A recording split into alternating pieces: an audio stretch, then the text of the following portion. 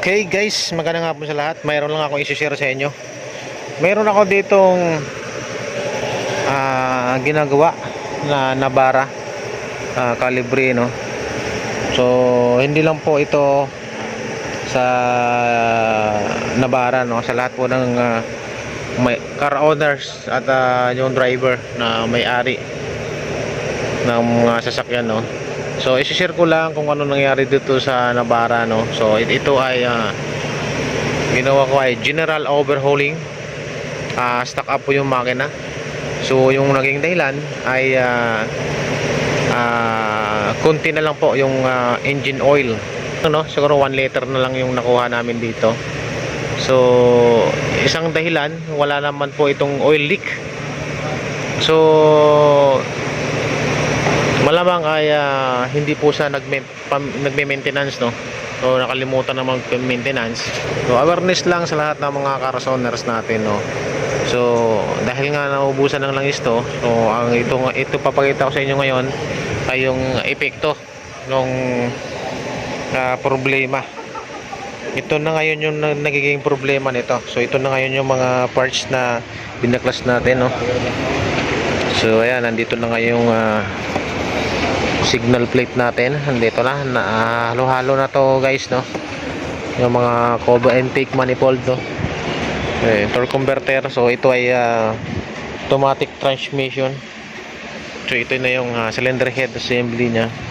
So dito sa cylinder head assembly guys, hindi, wala naman to, wala dito yung epekto, no, nung problema dahil nga nawala ng oil to. So ang naging epekto ng problema andito guys, no.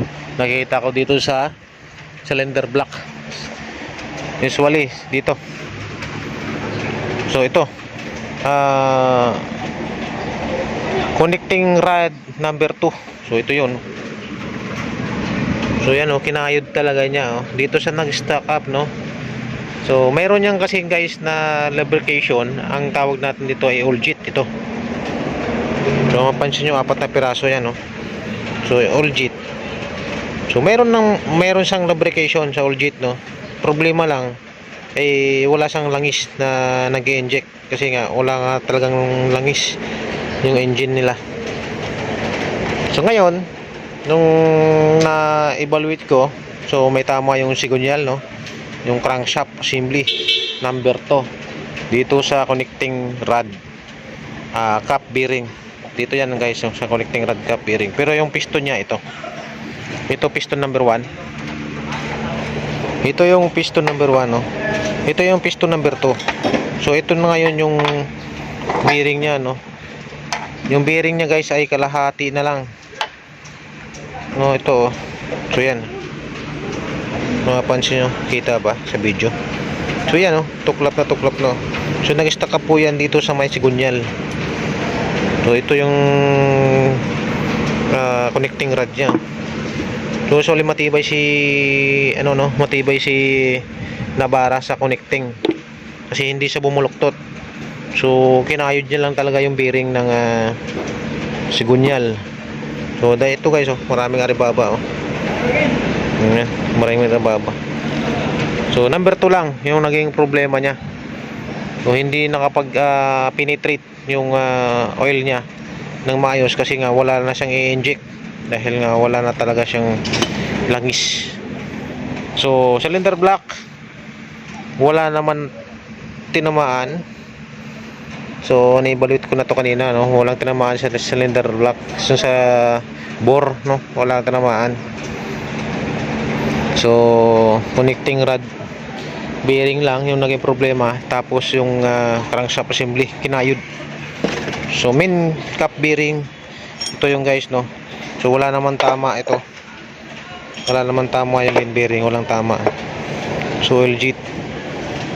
So yun, awareness lang, no, sa lahat ng mga car owners natin, manatiling magpa-maintenance, no. Kung pang 10,000 kilometers ba yung oil nyo, 10,000 kilometers or 6 months, yan dapat ang susundin natin.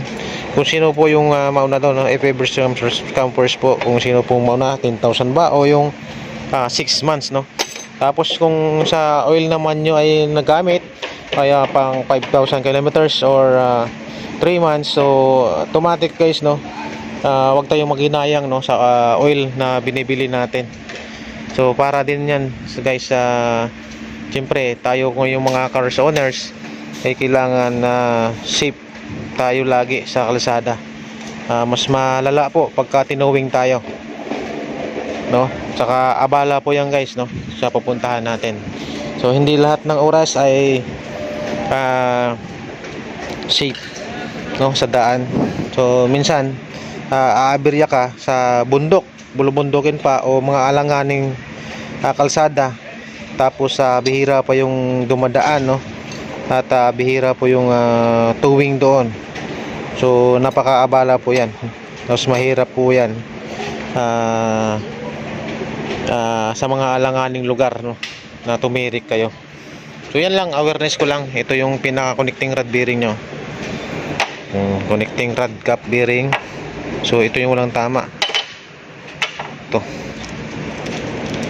So hindi ko na guys, no, binidyo yung pagbabaklas nito, no, kasi common na common naman, alam naman yan ng mga mekaniko. Yung pinakita ko lang sa inyo ngayon guys, yung naging epekto nung problema, yung nawala yung ano niya, mga lubrication ng mga bearing dahil nga lack of maintenance yung unit natin. So ito yon, nabara na yon, lack of maintenance siya. So ito yung thrust bearing niya, dalawa, wala namang kayod guys, wala namang tama. Yun lang, sa may piston number 2 yun.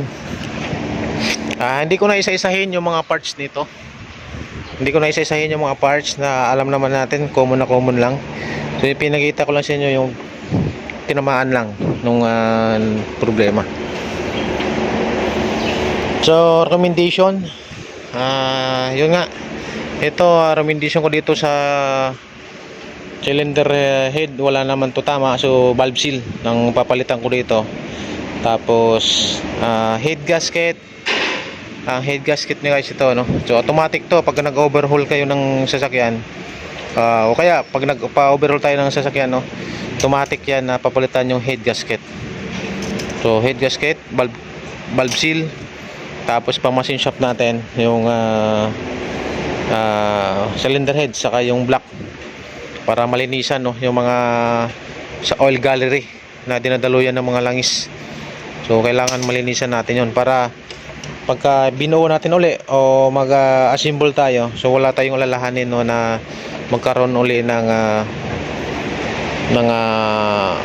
mga oil passage na yan. Dapat malinis yan. So yun, turbo, compressor assembly, so walang problema dyan. So sa hangin walang problema, sa oil tayo nagka-problema, no. Sa fuel hindi pa natin masabi kasi dinala itong unit na to guys ay towing, no, naka-towing to dito. So usually hinintay sa akin, so ako gumawa dahil nga major job. So yan, sa oil pump nya ito, so papalitan ko yung crankshaft oil seal sa harap, tapos crankshaft rear oil seal sa likod, no. Tapos linis na lang tong mga to, wala namang problema to.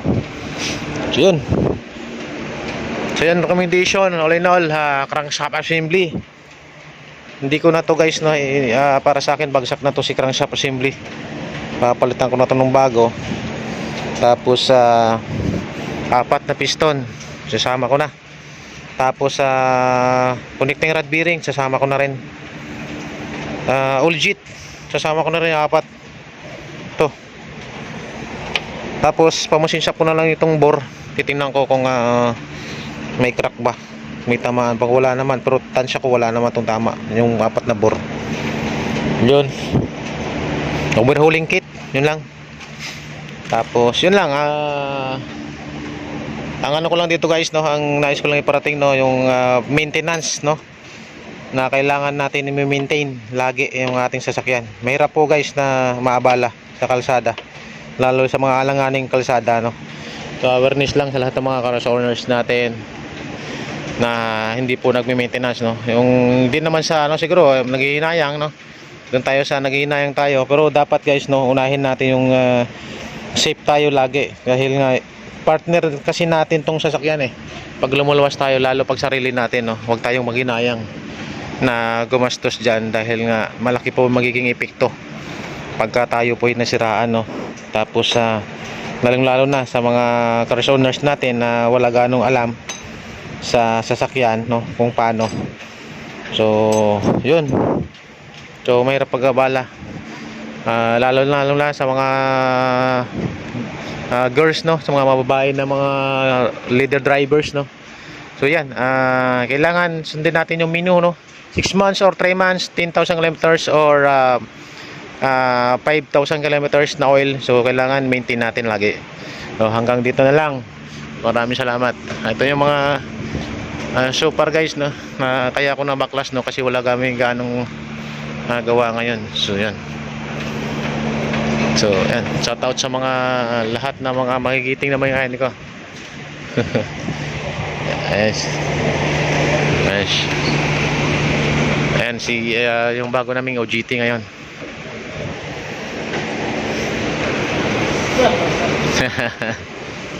Man, thank you. Binigyan sila ng tip ni ma'am, ni madam. Binigyan sila ng tip ni madam. Ano masasabi nyo? Thank you so much, idol. Ay, may shoutout ka ba, Win? Baka makarating ng Masbate yung video natin. Anong shoutout mo? Ay, si mga lagas ba? Anong lugar sa Masbate ka nga, Win? Aroroy. So shoutout dyan sa mga taga Aroroy, no? Erwin, ano ba yung pangalan mo, pre? Barinas. Apelido. Sabay pa, bro. Barinas, please. Sabay. Ha? Barinas. Ayun, shoutout nga dyan. Ito si Anton, no? Sa may ano din to, Masbate rin to. Shout out mo si DBSM Scott. Ha? DBSM Scott. DBSM shop daw. College yung Masbate. Ayun, ang college ng Masbate University. So shoutout dyan, yung mga automotive lalo dyan, ha? Mandaon. So galingan nyo lang, Mandaon. Shoutout, oh. Free. Yan. Ayan si Paulo, yung bago naming technician dito. Beto. So 5S, so kasama sa mga mechanics, kasama yung 5S natin. So mayroon niyang 5S. Yun, Japanese World. So alam niyo na yan, research na lang guys, no. Chichuki, no.